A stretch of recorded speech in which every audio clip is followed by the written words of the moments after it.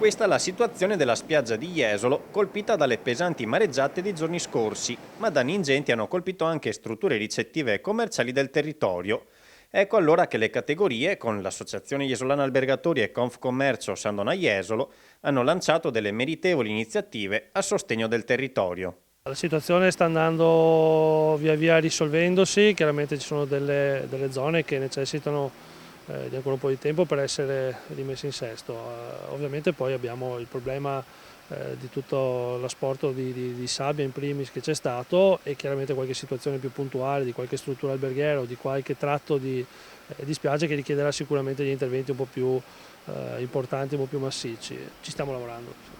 Presidente, tra un mese voi avreste avuto anche la cena associativa, ma non verrà fatta. Perché? Abbiamo ritenuto nel pieno spirito di rappresentanza, nel pieno spirito associativo, stanziare le cifre che erano già state individuate a bilancio preventivamente per l'organizzazione della stessa da destinare a progetti di interesse alla località in funzione di quanto è successo, siano questi poi in ambito di promozione o meno, poi insomma lo stabiliremo in Consiglio. I turisti, la prossima stagione che arriveranno a Jesolo, troveranno una situazione completamente ripristinata, giusto?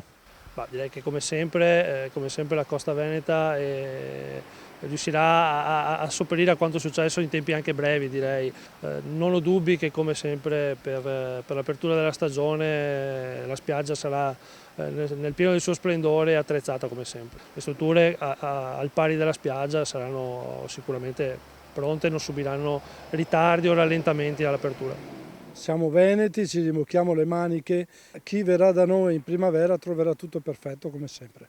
Entrambe le categorie dunque rassicurano turisti e clienti sul ripristino di spiagge e strutture in tempi brevi, lanciando poi nuove iniziative. A livello nazionale utilizzando il fondo Orlando, stiamo mettendo a disposizione tutti coloro che hanno avuto dei danni, tutti i soci che hanno avuto dei danni, la possibilità di attingere a dei finanziamenti a fondo perduto.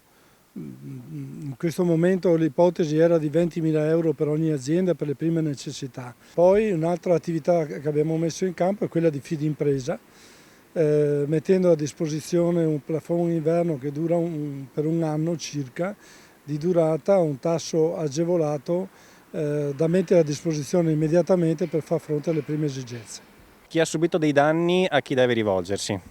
Deve rivolgersi alla nostra sede di Confcommercio, gli diamo i moduli e ci darà le prime stime delle spese e poi tutto avrà un seguito più avanti con la presentazione delle fatture.